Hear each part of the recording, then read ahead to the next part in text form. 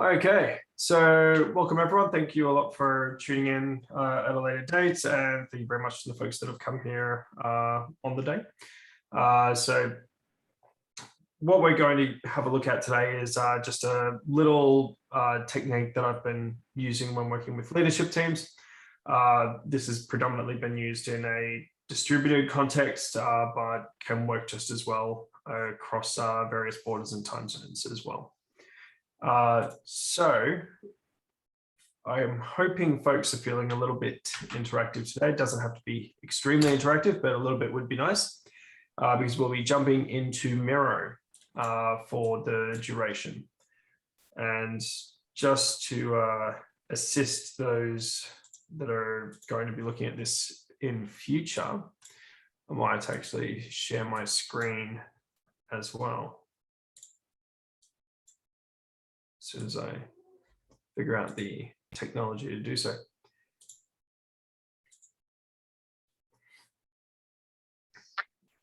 Okay, has that come up for everyone? Yes. Fantastic. All righty. So what we're going to be having a look at today comes from the Remote Agility Framework, which is a body of knowledge that enables business agility in a remote context first. It works just as well in a co-located context. We actually have one of our folks that was in the UK recently, and he quite literally just printed out some of the materials and facilitated in a room with post-it notes, which was quite enchanting to see. Would probably be the best way to describe it. Some of that stuff actually really hit its stride when people were able to actually co-locate around it. But we designed for remote first to make sure that it can work in more difficult of circumstances. So up the top here, I'll just bring folks to me. And if you're having trouble sort of accessing the Mirror link, please shout out. But what we've got here is basically a collection of different patterns. And today we'll be up in the intent section, having a look at the leadership team launch. Now for a little bit about myself. This is using sort of the story.me cards, which is something that we've got posted up on the Miroverse. So feel free to have a bit of a look at that. If it's, yep, of course, sure. That's the Miro link we're using at the moment. So just a little bit about myself. I occasionally have a beard, not at the moment. This time lockdown has affected the hair on top of my head, which is why I look like I'm wearing a mop. I've got a couple of cats. That's Ninja, who's the good one. That's my partner, Courtney. And I'm also coming to you from a fairly reasonable gaming PC. From a work perspective, I enjoy events. Big fan of anything where I get to connect and collaborate with people. I'm also a bit of a nerd for frameworks. So I've tried out a couple of different things over the years, and occasionally I'm spoken to about the more admin side of business, just because that happens to be where I've done a reasonable amount of work over the years. In terms of things I like to do in my spare time, a bit of a nerd, like my comics, like my video games. In a non-COVID environment, I also really enjoy combat sports and archery, but regrettably at the moment for Australia, where we don't quite have the mobility to all do those activities just yet, hopefully later this month, if I'm really lucky.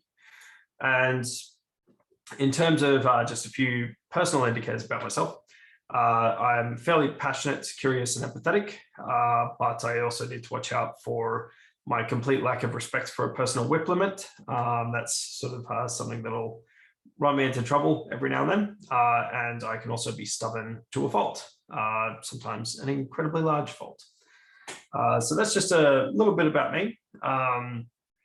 And this is an activity that when running sections of this canvas, which will split down there at the moment, when running sections of this canvas, we'll sometimes call on that activity. So that's an activity that we'll usually take and use as a bit of an icebreaker, maybe give it about 15 minutes airtime at the start of a session. Because what we've noticed is in sort of the past 12 to 18 months, there's been a lot of leadership teams that have formed, and they may not have ever actually met each other. Like the first time they've met certain members of the team has been sort of in operational meetings and haven't really had time to build connection and get to know each other. That aside, this is the Remote AFR Leadership Team Launch Canvas. So in terms of when you might use this canvas, you're typically going to be looking at things along the lines of, are you sort of dealing with a team of managers that need to be coordinated across sort of multiple domains or even one domain? Works quite well for the operational side of things as well. And I've also used it at more of an executive level.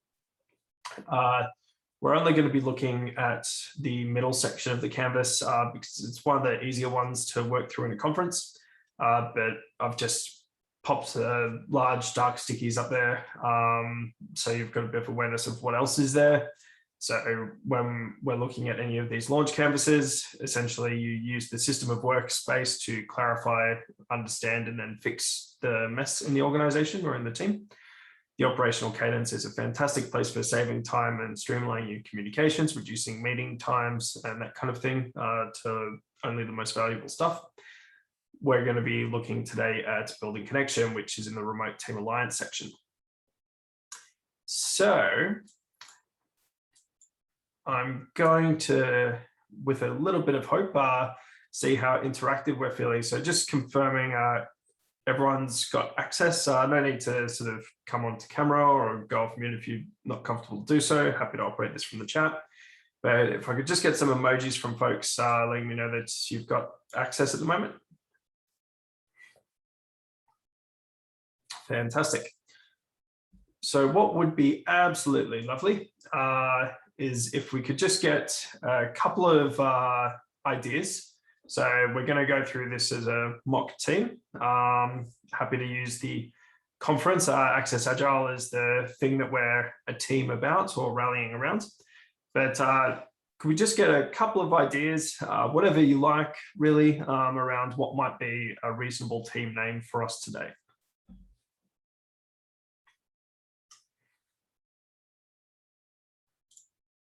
I'll break the ice with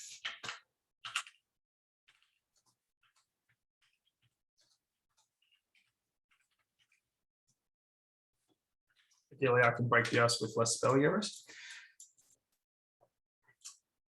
If we could just get any number of ideas, just a couple of things just to populate this with a few different bits of data.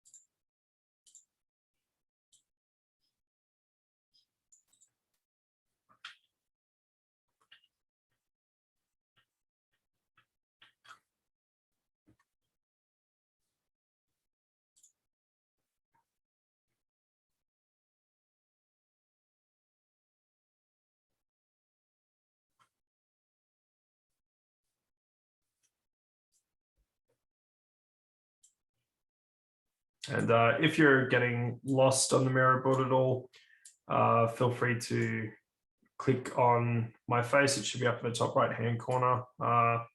That'll bring you over to where we are at the moment. So just a little bit behind this. One of the reasons why we tend to focus on the team name and tend to focus on it first, as I mentioned, running this end-to-end, we'll usually use something like the story.me cards. And we'll refer back to that at a couple of different points throughout this. But what you can do is when you've got, say, a group of 10 people that fill those out, you'll tend to find that there's usually going to be a couple of themes or similar interests that'll surface up in a group of any size. And our founder, or Andrew Blaine, he actually ran this with a team at one point and noticed that there was a lot of people that liked there was a lot of people that had traveled to Japan, and a lot of people that like photography, and they landed on the team name Sunset and Snow Monkeys. And that's something sort of really interesting for them, because they're just sort of a group of leaders in an organization, but they didn't have anything outside of their functional role really aligning them and bringing them together. Dalek exterminators, I love it. So that's an example of one of the ways that you might start drawing folks together.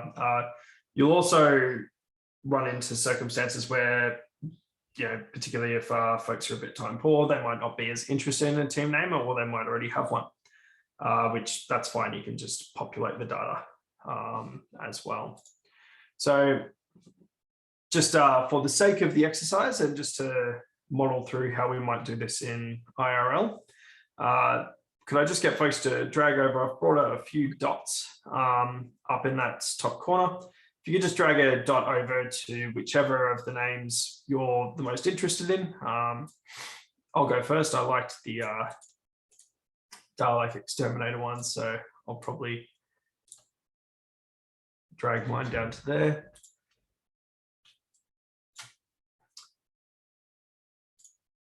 And that's just an example of how this can be really simple and lo-fi. You can also do the same thing in a physical space as well. It works perfectly fine. You can also start getting a bit more clever and use additional tooling like survey tools as an example. But it works quite reasonably to just use stickies and dots.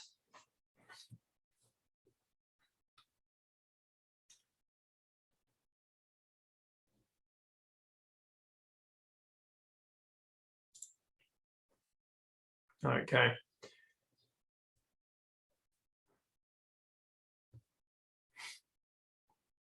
Alrighty, so looks like the Superhuman squad has won out this time.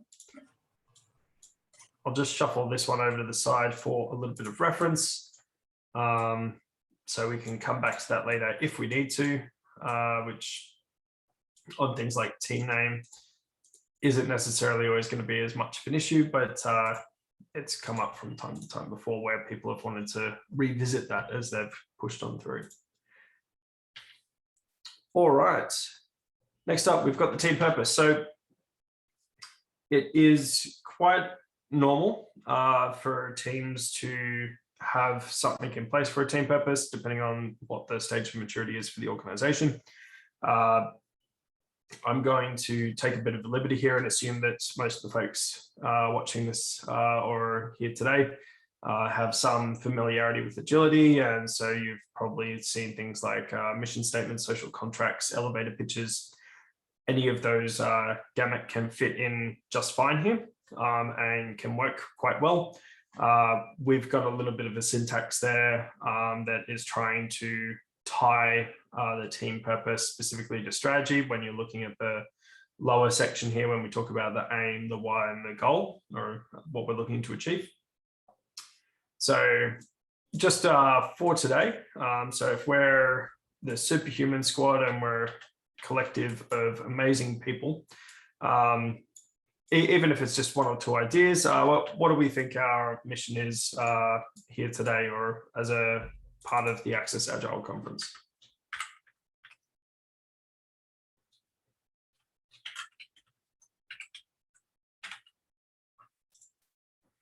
No wrong answers. Any ideas that feel right to us? Save the world. Fantastic.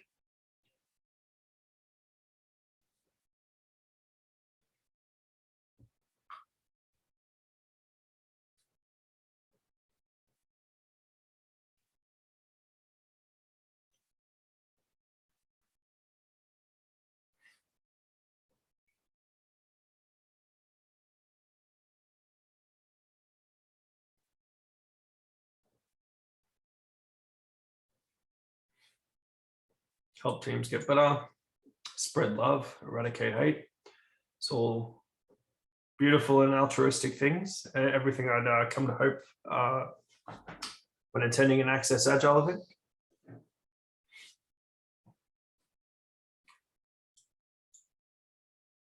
So one of the things that you can do here is, if you've got, so like typically with the top half of that statement, the nature of the team name, and sort of what kind of team you are is likely to be fairly consistent. With that lower half, we'll usually try and tie that back into strategy. So as an example, if a team is working to a particular set of OKRs or a new strategy that's been developed by the organization, you can actually bake that into your team purpose and use that as a trigger to return to this document and update it and see what else that might influence. So just wanted to pulse check. Is everyone feeling comfortable with that? Emojis are fine if you're not feeling camera ready at the moment.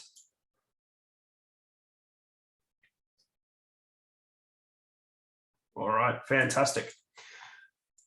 Okie dokie. Now on to situational empathy.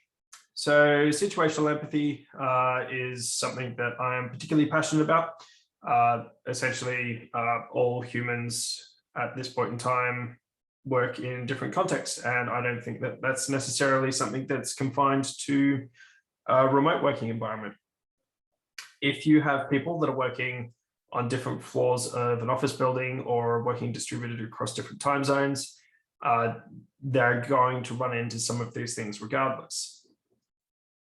But one of the things that I tend to pay a bit more attention to is if you've got a full team of people working from home or drastically different circumstances. Humans will have different cultural roles. Humans will have different social situations on the other end of that camera. So all we're looking to do here, and again, sort of safe space, so feel free to just be a bit creative if you don't want to divulge anything, but all we're looking to do here is just get a bit of an idea of what kind of things we're dealing with in the team environment. When running this in an organizational context, I'll usually actually gauge whether or not I have an appreciation of the safety in the environment. So something that can happen, as an example, I feel more comfortable with my camera off. That's a statement of a need rather than an interrogation as to why. But in a team of salespeople, as an example, you're usually not going to get people admitting to that because as a natural part of sales, even if you're in a remote context, you're probably going to want to show your face off because that's just what's expected with that field of work. Doing this as a survey ahead of time might be the safer option to go for. The one thing that I would say, and you can even add in some of your own statements or things if you think that this isn't quite representing what you need it to represent, that's absolutely fine. The key advice that we tend to offer around this is don't actually phrase things in such a way where it's forcing people to expose sort of the reason why they might need some support. Mainly because that can actually sort of decrease the safety in certain environments. But again, free license, feel free to be creative with it. If we could just drag a couple of dots over into things that make the most sense for you, or even in a mock sense. I'll drag a couple in myself.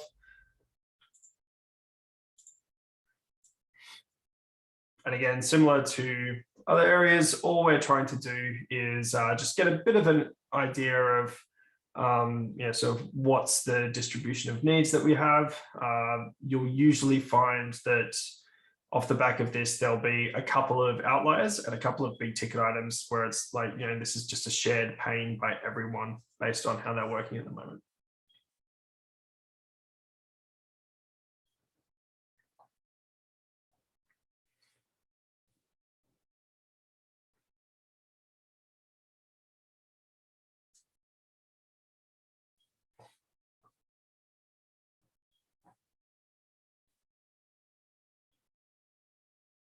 So what other, like, this is great, but is there other specific ones you've heard people use in this context? Generally, when I've run this, and the way that we landed on the statements that we've got in front of us today is where people have wanted to add things, which I'm usually like, when facilitating this, I'll definitely let that happen. Like, I don't try and get in the way of it. When people have added to it, it's most often either been they've got an unspoken need of usually something more like human connection, like we might work remotely, but it's important to me to actually spend some face-to-face time with the team. So I'd like to work that into the agreement somehow. So at some point we can see each other. That tends to come up a fair bit, or it tends to be a more specific re-articulation of one of these 5 statements. As an example, like instead of it being, I can have interruptions in my workspace, or the people I care about require my attention, some people just call it out, look, I've got kids, and they sometimes do homeschooling. So sometimes that'll just emerge naturally out of the conversation. The one thing that I tend to be cautious about is not making assumptions of the safety in the environment. Some environments are going to feel less safe than others as far as work goes. So people may not want to divulge the particulars. The other thing that's kind of cool about this is when dealing with certain personalities that might be a bit more egotistical or have, might not necessarily be the most empathetic people at work. Even low empathy people will tend to have some of these statements that they agree with, so it can open them up to the conversation a bit as well. Is that helpful? Yeah, thank you. Yeah. Awesome. Again, this is something, at the moment, we're just doing a lot of data collection. So we'll actually be able to draw this into an activity that we'll readdress in the not too distant future. Over to the preferred hours section. So with preferred hours, Mark Kilby and Johanna Rothman actually put together a really lovely tool that focuses on the hours of overlap. I'll share a link to it in the meetup, in the sort of comment section of the meetup. Just for today, I think it's probably simple enough just to highlight the differences in our hours at the moment. So as an example, of AST, which I think is GMT plus 10, I think. So again, trying to keep the detail a little bit light for the sake of the conference. But what we'll usually do when running this, I find it a lot easier to take this conversation into a spreadsheet where all we're looking to do is surface up what are those, 2, maybe 3 hours or whatever it might be in a standard working day, where people are going to find it easy to meet up and collaborate with each other. The reason for that is that's the critical time that we're looking for. So rather than trying to focus on, is someone at their desk, so from 9 to 5 within a working business day for their local area, and say, okay, well, to get the outcomes that we're trying to deliver with this team, what are the critical times we want to make sure people are all available for the various meetings we might need to have or paired work. So we're really shifting the notion of focusing on traditional working hours onto more, what are the key times we need to be available for collaboration.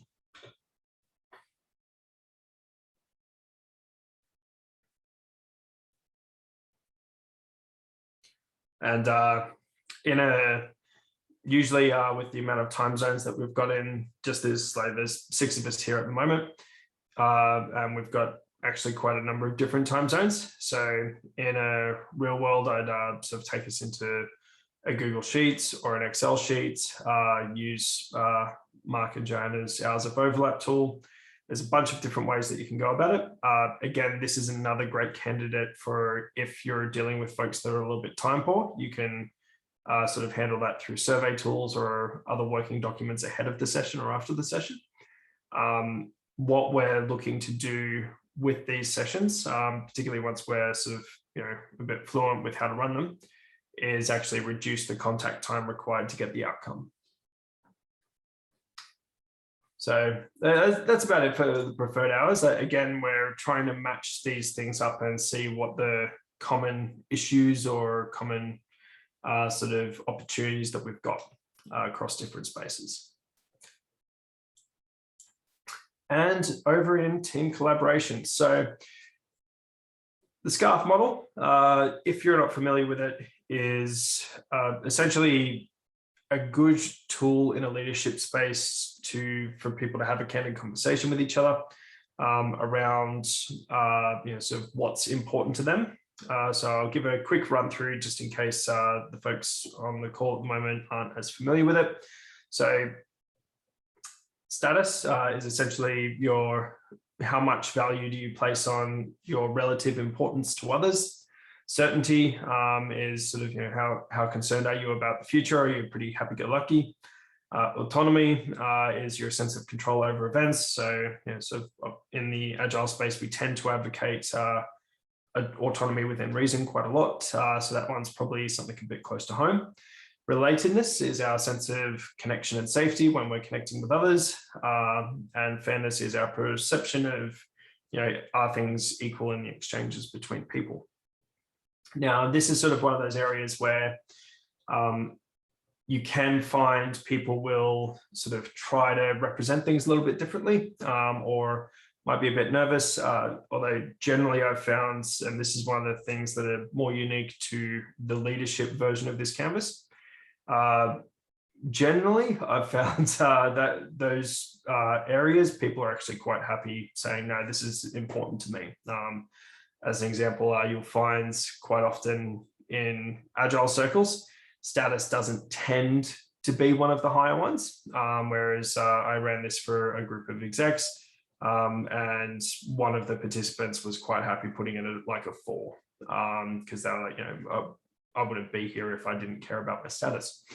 So the way we run this is essentially, I'll just give a quick example using myself. And to be honest, I don't treat this stuff as too much of a science. I tend to sort of have slightly different answers each time I do this activity. But that one's for me is usually up the top.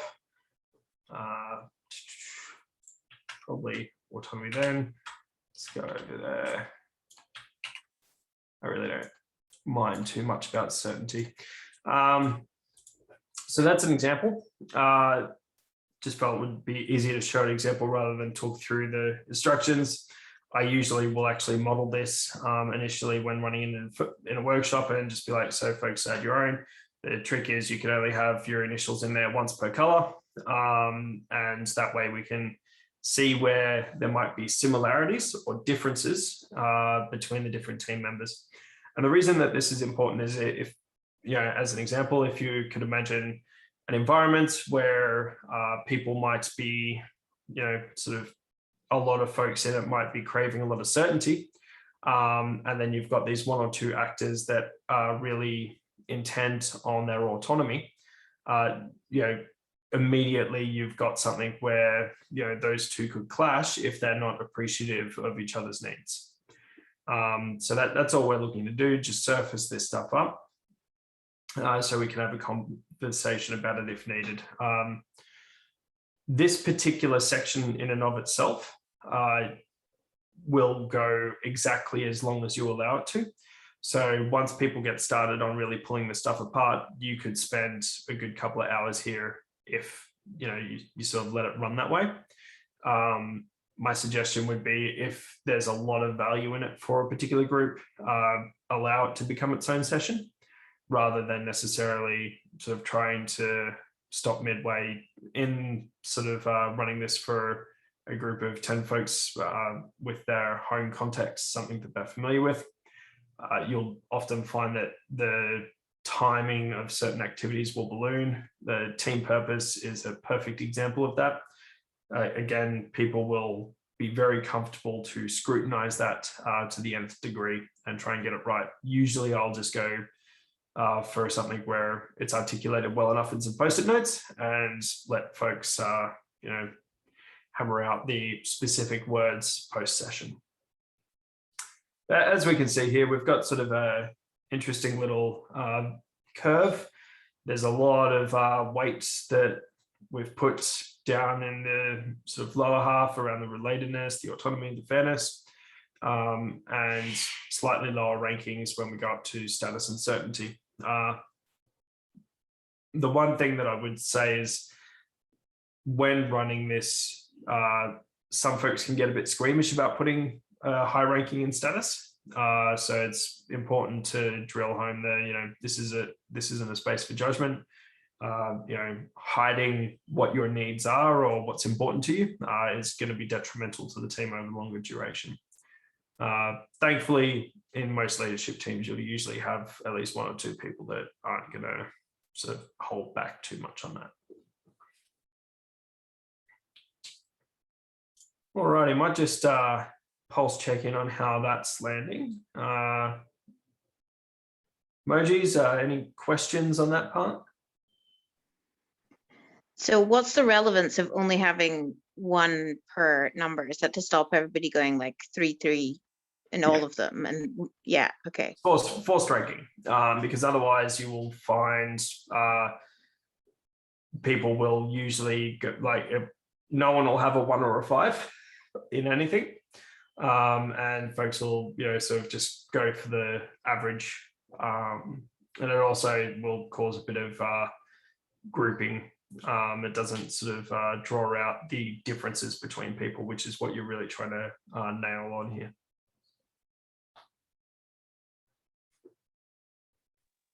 Yeah, I found that hard. I had to make decisions. I'm now thinking, is that really, I mean? Yeah, and it can sort of be a little bit that way. Like I found, the first time I was sort of testing this out before running it with a team, I think I actually redid my ranking about 4 times in the space of 5 minutes because I wasn't quite happy with it. But that discomfort's normal, and it's something you might even want to preface the exercise within the session. It's like, it's deliberately trying to force you to make decisions around what is more important than the other. But that's all feeding into basically highlighting we're a very collegiate group where we have roughly the same rankings around these things. We like sort of relatedness first, or are we a group where, for good or ill, there's some folks that have a really high craving for certainty or a really high craving for fairness, and the rest of the group doesn't, because that's something where if you want people to work effectively together as a team, they're going to need to have some awareness of that. And does it make a difference? Like, are you looking for teams to have some alignment? Does that make it easier as a team, do you think? Or it's not at all. In fact, I actually think some of the more impressive teams I've seen will have a fairly different spread. As an example, with one team that I ran this with, the salesperson by far and away had the highest status, and this was sort of like a more senior level team. So there was a sales executive in there, and then you had various other executives. The person that was in charge of operations had a really high appetite for certainty, which, for someone dealing in an operations space, I completely agree with that. I actually, if they didn't have a high appetite for certainty, I'd be a little concerned, similar with the salesperson in status. So for that team, having a really wild distribution across the rankings was a very healthy thing. In a team that sort of, if you were to try and run this with a team where a lot of their work is similar, maybe it might be nice to have something a bit more consistent. But at the end of the day, it's really around surfacing for the individual what is important to them, so the team can have a collective awareness of it. Thanks. Absolute pleasure. John, if I could just go back a second to number 4, which I preferred hours section. Mm-hmm. Like, have you ever come across a situation where you had a remote team that was kind of geographically dispersed, like how you have yourself in Australia, I'm in the Bahamas, and Joe is in Scotland.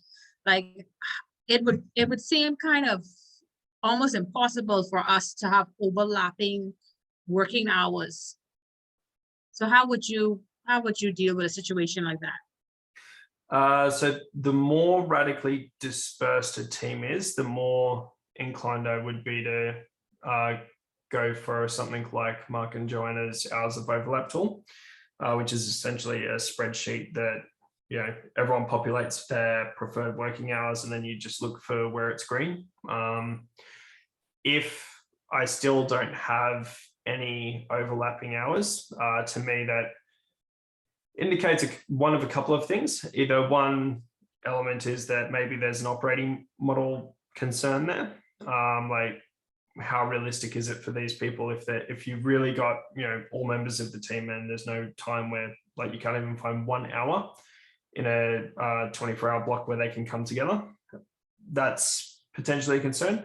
Assuming that the team is the best structure it can be, I would then start sort of leaving it over to the team and say, you know, 2 questions. One is, how do you guys propose you're going to still maintain connectiveness and alignment if you're never going to have a time you can meet up together? Or alternatively, is there some kind of compromise, like maybe on Wednesdays, some people can start a little bit early or late, and sort of the team can sort of drive that compromise out.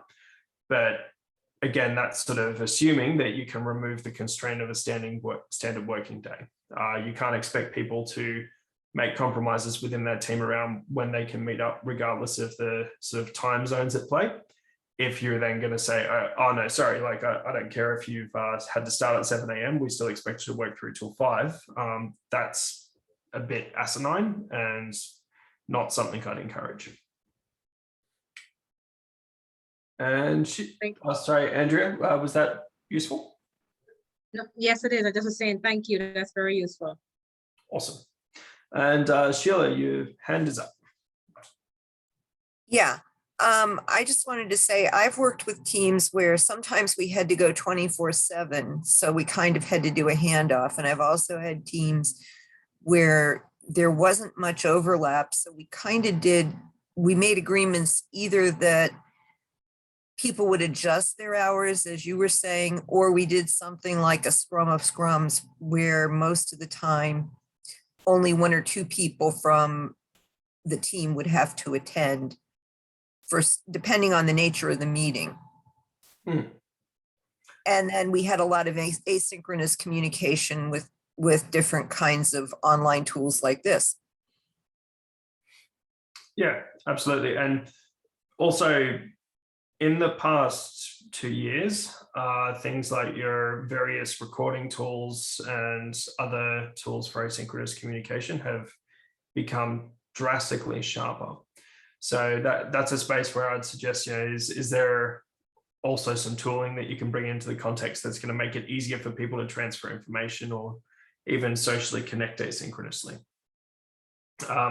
The other thing that I'd actually mention is, in some ways, depending on what the nature of your team is, if you're a more operational team and uptime matters, similar to Sheila, what you were talking about with the 24/7 concern, you can actually start using the different time zones to your advantage in that instance. Like if you can maintain support for a website or a platform 24/7 without necessarily people needing to sort of work weird hours, that's a pretty fantastic outcome, in my opinion.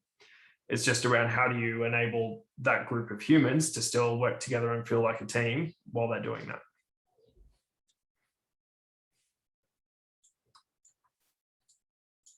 All righty. Then we come down to the team behaviors. This is where so the rubber hits the road. So we've got a couple of different dynamics that we tend to look at here. As I mentioned, a lot of the stuff that we've been doing up above is kind of data collection. And that's really making the context the team works in obvious to themselves. So holding up a bit of a mirror. When we get down here, this is where we're looking for people to start getting a bit sharper around, you know, sort of what their vibe is. Like, you know, how do we want to feel in the team? I've launched this with teams where they have been, you know, very much we want to have fun, we want to joke around, we don't want work to be boring.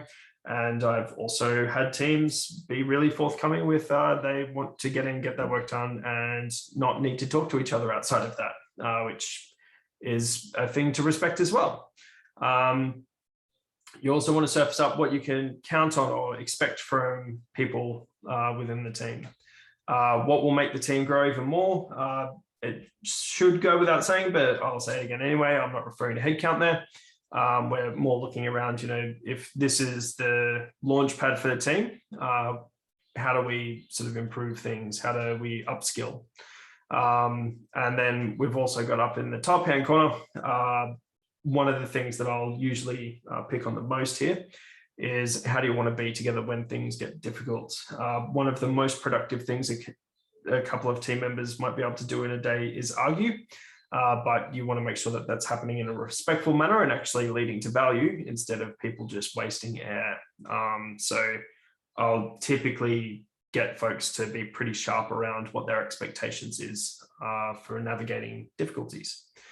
So just in the spirit of the Superhuman squad, if we could just chuck in a couple of elements in there. What might be important to ourselves as a team, so we can have a bit of a play around with what that might look like. Thank you, Sheila. Yes, making things sort of agnostic to location and other frameworks is something that we aim to do with just about everything we put together. We'll usually have suggestions on certain stuff, but the idea is that you can combine this with your existing set of knowledge and skills fairly simply, and sort of start, just spamming it out to wherever it might be useful. At least that's the hope with this stuff.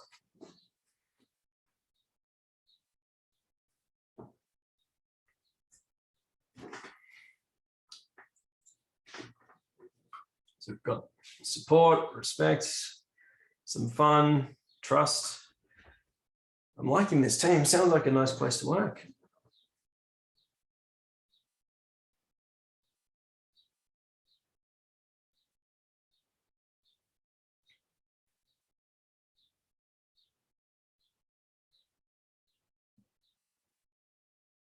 Focus on the future, no assigning blame. That's a strong statement.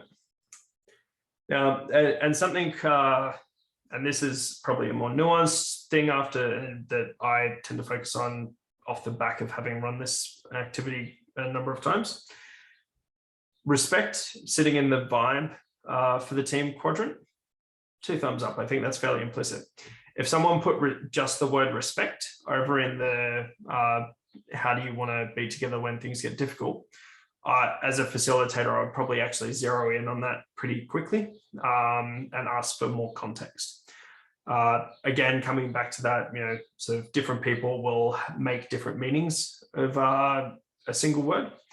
And if you talk about respect in a setting of, something's gone wrong in the organization or a mistake has been made, and you want people to show respect, when people are antagonized or frustrated, respect might look like being brutally honest, which might not be deliverable. Respect might look like delivering things kindly.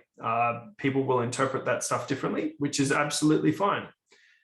But let's make that explicit so we know what to expect when things don't go well.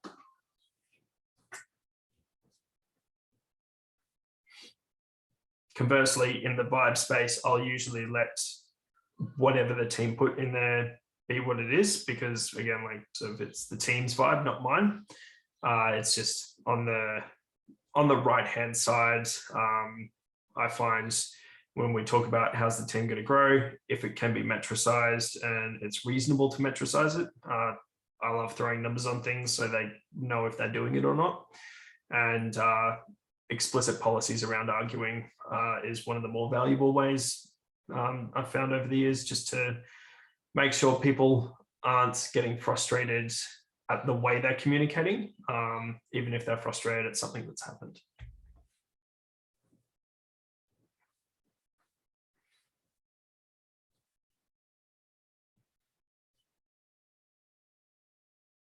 Time out when needed. Very good. Understanding, compassionate. Yeah. Some social events. That's very good. And something I'll actually share a little anecdote just while folks are throwing some things in here. In the situational empathy section, when running this for a pretty senior team, I genuinely had someone who, like, you know, he was a chap that really liked the vibe of the office. And as much as the other people on the team, you know, like you had some parents on the team, they would start spending more time with their kids that they really enjoyed. Yeah, you had one person on the team that had like a 2-hour transit to work. So they were thrilled to not need to deal with that anymore. But there was still this chap who, you know, he really liked the office. So he was like, you know, I was able to surface up this thing where it was, you know, I don't care if we're actually meeting in the office. Maybe we can just go find a cafe and, you know, have like a meeting at a cafe once a week. Like they're all in the same sort of city. So that was a fairly reasonable ask. And it actually surfaced up this really strong conversation around how they'd have their social events. Would those social events be purely social? Would they actually try and meld a bit of work into them? And that was sort of a really powerful turning point. To be honest with you, prior to that, I don't think that particular individual really was as invested in the workshop itself. So I was quite happy that he was able to surface up that need. All right. So we seem to have a pretty good handle on the team behaviors. So I might just zoom out here, and here's one of the really fantastic things about this stuff. We've just blitzed through this, you know, sort of not having a shared context or a shared sort of workplace, just using the conference as a bit of a aligning factor. But in the space of around 45 minutes, we've managed to draw out this much stuff. So if you could just use a bit of imagination, you can sort of start to see how, if you're working with a team that knows that context, has strong opinions, you know, might even sort of be facing a bit of tension or looking for new ways to grow or adjust how they operate, this stuff can start becoming really powerful, especially, you know, when you start extending out to the systems of work or operational cadence, and also start cataloging actions as you go out. So, you know, people might mention specific things if you're talking about social events and how the team will grow. Okay, well, who's going to take the action to schedule the first one of those? You are? Fantastic, brilliant. Looking forward to the invite. So starting to have those sort of conversations as you go through suddenly makes this not just a, you know, a point in time activity, and turns it into a bit of a living document that the group of leaders can start using as a way to guide and navigate themselves through complexity. So in terms of content, there's also some stuff down below. I mentioned the story.me card on the Mirrorverse. Just below the canvas, you've got a hyperlink to that. We've also got a YouTube channel that's sort of the pet project of the illustrious Tony Ponton. So if you enjoy a lot of Tony's content when looking in the remote stuff, that's probably a good place to go. We've also got just a link to our website down there as well for those interested. Outside of that, happy to stick around for Q&A. Yeah, general chit chat. It's all good stuff. I'll pop the share off as well so I can see everyone's wonderful faces. I put my camera back on so you can see my face again. Excellent. I really like this, but I can see how it would absolutely be brilliant with working teams. I suppose one of my passions is, how do we start a team correctly? My mind immediately went to that middle bit that we did, and thinking, how can I use it in that context? Not that I necessarily get to start new teams all the time. I don't know why I'm so interested in it, but I would really like to try and use that with a new team to see if you could start like their working agreement and things like that correctly. Does that? Yeah. Have people used it in that context? Yeah, absolutely. And in fact, if you're sort of talking about like this one, like the inclusion of things like SCARF in particular, and the systems of work section on this canvas is not something I would take to a team that's doing like delivery work or operational work. It's very focused around the entropy in organizations and how decisions versus day-to-day can really impact broader teams. So that's sort of another one of those sections where you start touching a lot more of the leadership side of things. However, on our website, free to download is the team launch canvas, which is much more driven around, you know, this is a project team or a mission team or sort of like, you know, operational support team.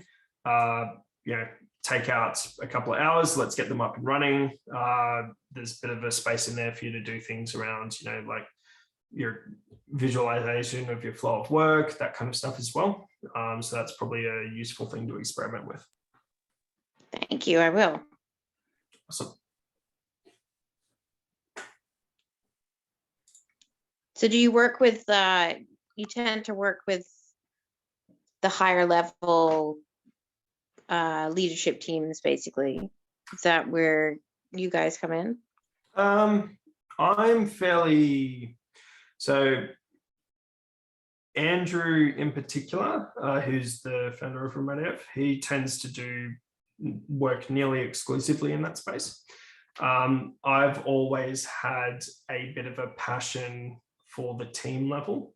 So I'll tend to, particularly if Andrew sort of is running a larger workshop or if it's just around breadth and coverage, like I'm quite comfortable operating in that space.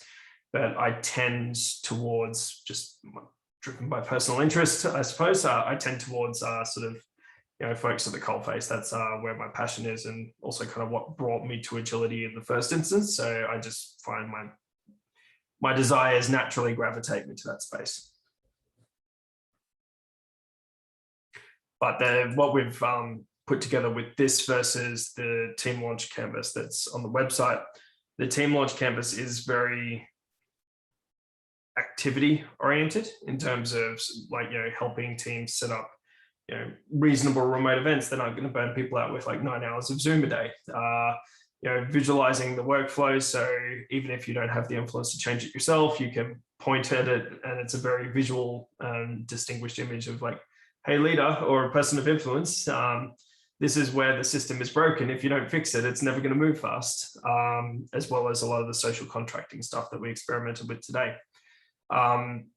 Where the leadership team launch canvas is a bit different is it's a lot more oriented towards, you know, bringing, I think that probably the most succinct way to phrase it is bringing people's eyes up, so they can sort of see, you know, how do you draw a group of leaders that collaborate together out of the entropy of their day-to-day work, so they can spend time working on the business rather than in the business.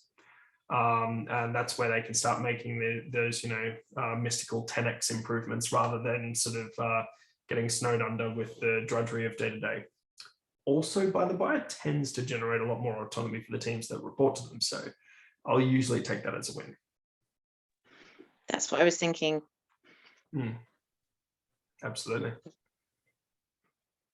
Thank you so much, John.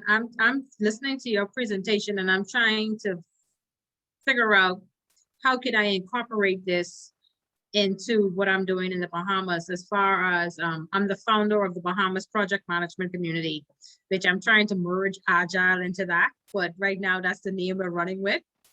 And I'm working with my core team and I'm trying to get them to be more interactive as far as just coming out and participating and saying, you know, I mean, it's like, I don't know, I need to just do some more work with the team as far as, you know, getting them to collaborate on projects and not me feeling like as the founder and the leader that I'm just delegating work.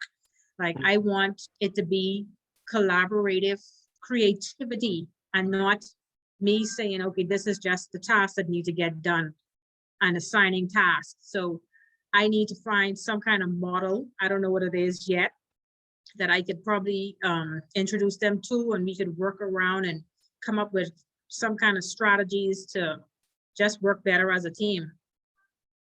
I don't know if you have any ideas. A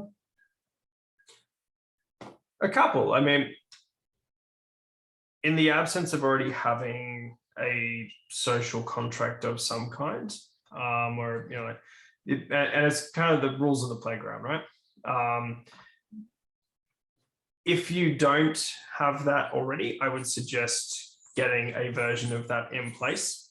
And particularly if you're finding that there's a bit of, you know, maybe even, and I don't work in the context, but like maybe even there's like this learned helplessness, like this assumption that they can't make decisions. Like it might be good to hold a line and sort of really, you know, this needs to happen, but it's only getting done with your input rather than me dictating it to you.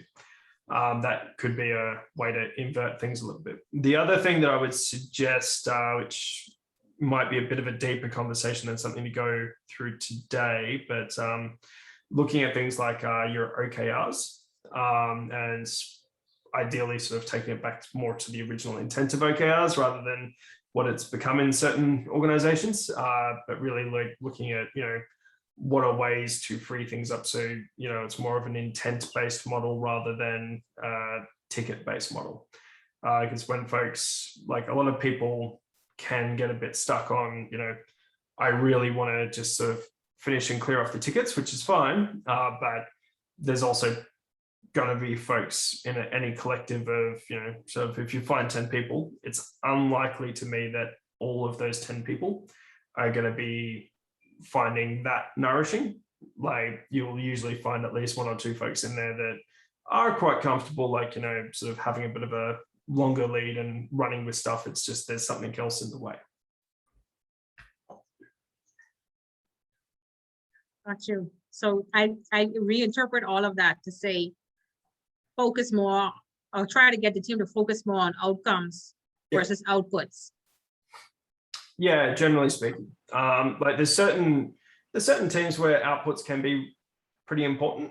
Like, you know, so if you're quality assurance teams, they will usually, the consistency of outputs will usually amount to the outcomes they're meant to achieve, as an example.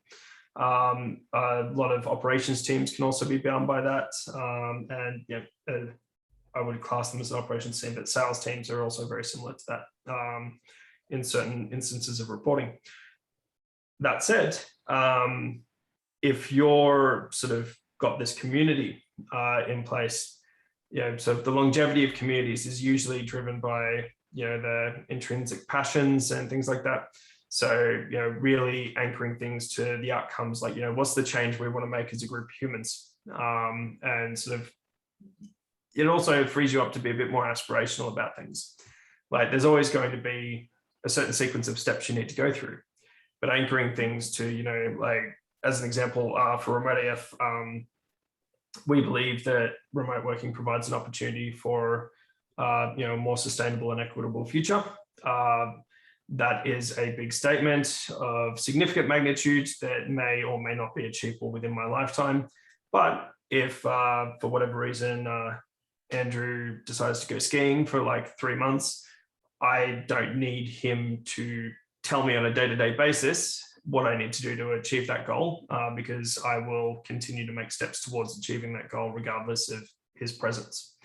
And those kinds of statements can really provide that alignment, even in the absence of necessarily working on the exact same ticket or output at a point in time.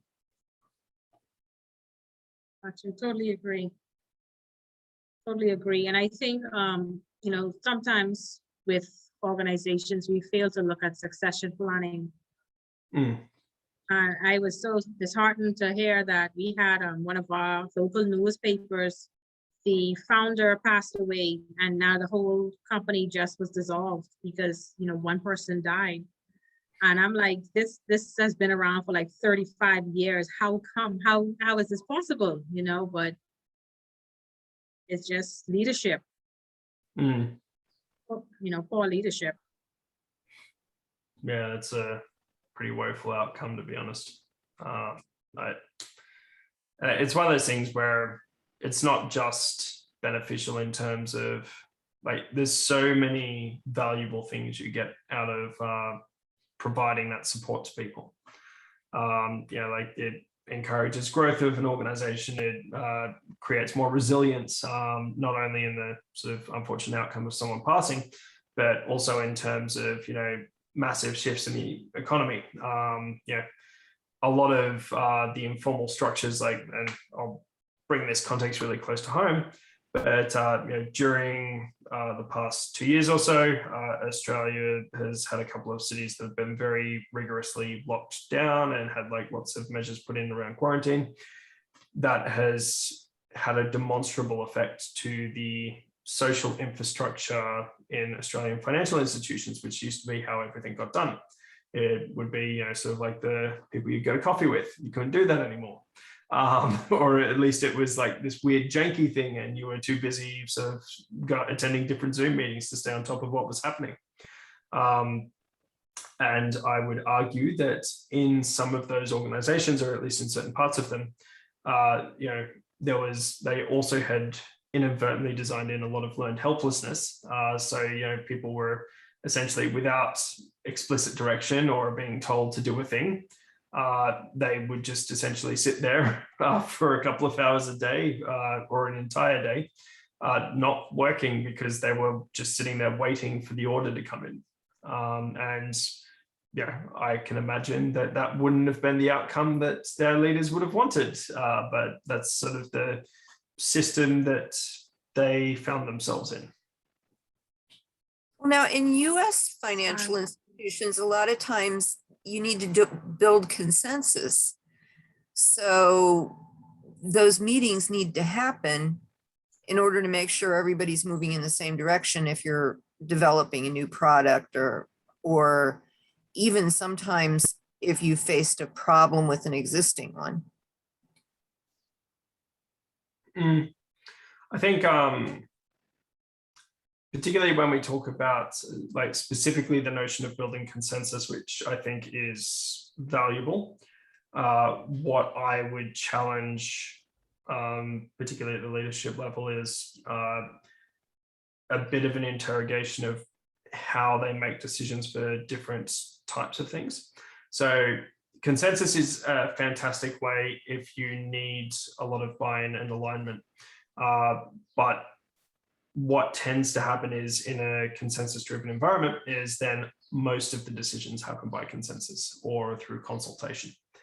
Whereas you can actually start having some very polite but strong discussions around how do you control the decision logic in an organization, rather than needing to be across every decision. And that can create mobility within alignment.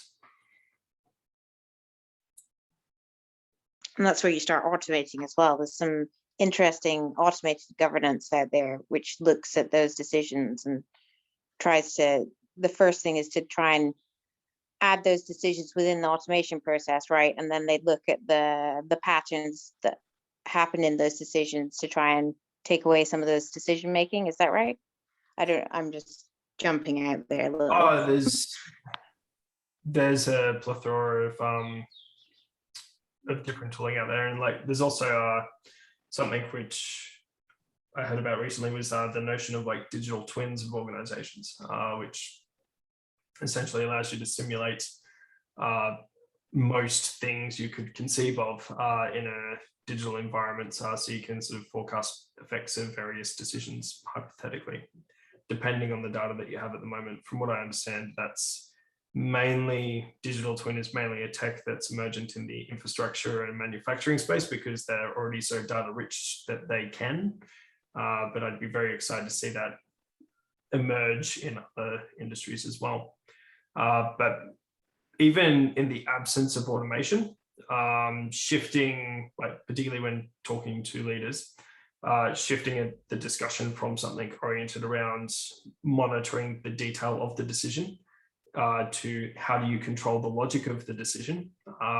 So you're not needing to be involved because you've already set the parameters on how they decide. can very quickly free up significant amounts of time for both the leaders and the people doing the work. And then you can use other sort of organizational alignment tools like OKRs, other strategy workshops to make sure that they're working on the right stuff. I don't know. I would question whether if the leaders aren't involved in the decision-making and are delegating it, are they then going to countermand decisions? Because I've seen, or work to undermine them, even if they don't officially countermand them, because I've seen that happen in organizations. So I felt that I needed to have the leadership involved in building consensus to make sure that they understood that something was a priority for the entire enterprise, even if it wasn't their personal top priority.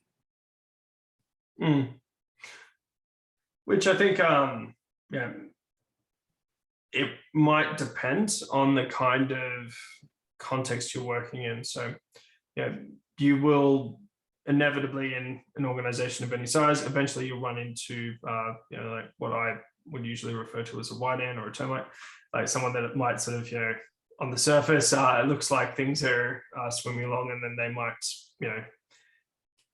not agree and sort of just walk out of the meeting and be like, okay, well, I'm just not going to do that. I think, be it that or someone who, for whatever other reason, is sort of playing the personal politics game, or there's 1,000 different reasons. Humans are complicated. The thing that I would probably look at, it will depend on my sphere of influence when sort of facilitating or working with these organizations. Firstly, is it something where I've got permission to take action, or sort of is there something that's going to be in the way of that?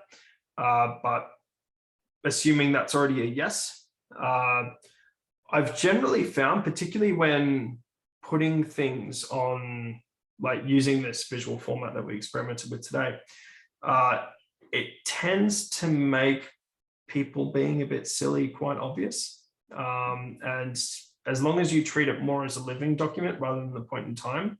So another element, if we were to run all 3 pillars of this and we're sort of all working in org together, a part of that exercise would be us agreeing on what are the triggers that will bring us back to this document. Usually with the more stock standard team launch canvas, retrospectives is a great one.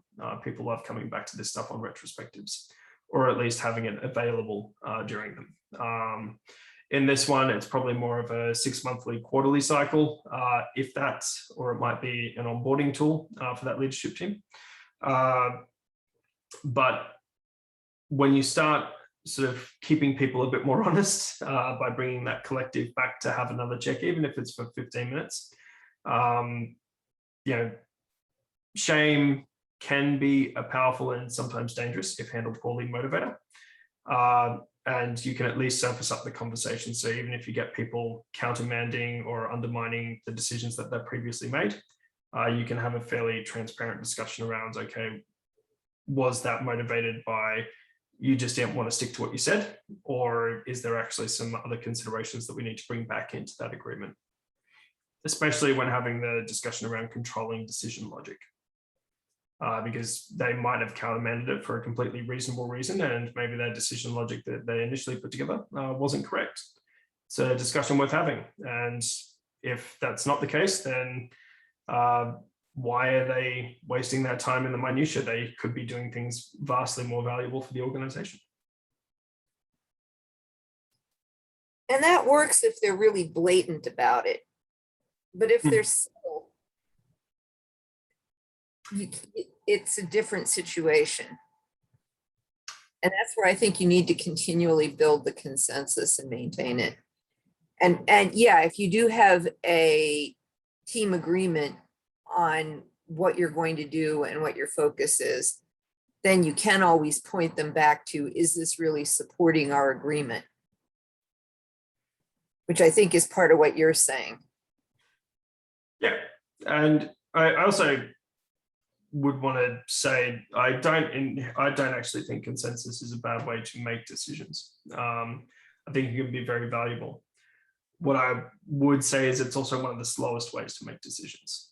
So when we're going for consensus, is it a decision that it's okay that it can be a bit slower, or are we using consensus when we're trying to respond to critical issues within the organization because one of our key platforms have fallen over? That's certainly like for me, if a key platform's fallen over, I don't want consensus. I want whoever's got the right knowledge and influence to just make it fix. Like that's sort of my preference. Yeah, Oh, definitely. sorry, I've just realized the time. Yeah, I was just going to say, we've been chatting. It's been a really great to chat to you, John. Thank you so much for coming on to Access Agile. Yes, I'm another Andrea and I are both. So I'm jumping in. Thank you very much, and for coming back. And I'm sorry we had the issues before. It's been really, really good session. Thank you. Absolutely. Absolute pleasure to be here. And Sheila, I